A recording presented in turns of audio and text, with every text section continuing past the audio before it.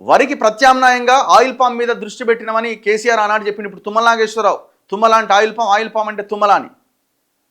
ప్రియూనిక్ అనే కంపెనీ ఆయన కొడుకే చూస్తాడు అనుకుంటున్నాను నేను. Tummala Nageswara private company. ఈ కంపెనీ చేస్తున్న అరాచకం అంతా ఇంత కాదు. పోదాం ఖమ్మం జిల్లాకి. నేను 2 రోజులు ఖమ్మం జిల్లాలో స్టే చేసి అక్కడ ఉన్న వాస్తవ పరిస్థితిని 10 వీడియోల ద్వారా బయటికి తీసుకొచ్చే ప్రయత్నం చేసిన. ఎంత పెద్ద అరాచకం, దుర్మార్గం, పెద్ద స్కామ్ అది. మొత్తం నకిలీ విత్తనాలు తీసుకొచ్చి విదేశాల నుంచి వాటిని నర్సరీల్లో పెంచి ఆ ఎదగని మొక్కలను రైతులకు ఇస్తే రైతులకి 4 ఏళ్ల తర్వాత తెలుస్తుంది. ఎందుకంటే 4 ఏళ్ల తర్వాతనే క్రాప్ స్టార్ట్ అవుతుంది అండి ఆయిల్ పామ్ది. 4 ఏళ్ల తర్వాత ఇది ఆఫ్ టైప్ మొక్కలు, ఇవి పెరగని మొక్కలు అని తేలిన తర్వాత రైతు తలకాయ పట్టుకోవడం తప్ప ఏముంది. 2016-17 నుంచి స్టార్ట్ అయింది.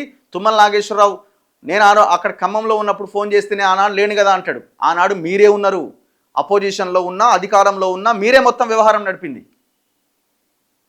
ఇవన్నీ రైతాంగం ఎదుర్కొంటున్న ప్రధాన సమస్యలు.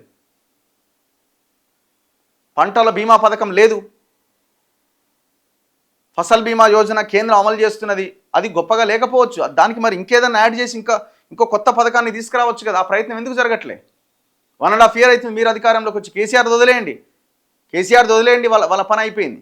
మీరేం చేస్తున్నారో దయచేసి ఆన్సర్ చేయండి.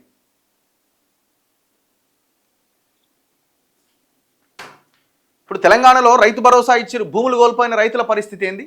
సాదా బైనామా భూముల అప్లికేషన్ల పరిస్థితి ఏంది? అసైన్డ్ భూముల పరిస్థితి ఏంది? కబ్జాకు గురైన అసలు ఎందుకంటే ఆ బలహీన వర్గాల చేతిలో భూమి లేకుండా పోయింది కదా. లక్షలాది ఎకరాలు కబ్జాకు గురైనాయి కదా కేసీఆర్ హయాంలో. వాటి సంగతి ఏం తేల్చారు?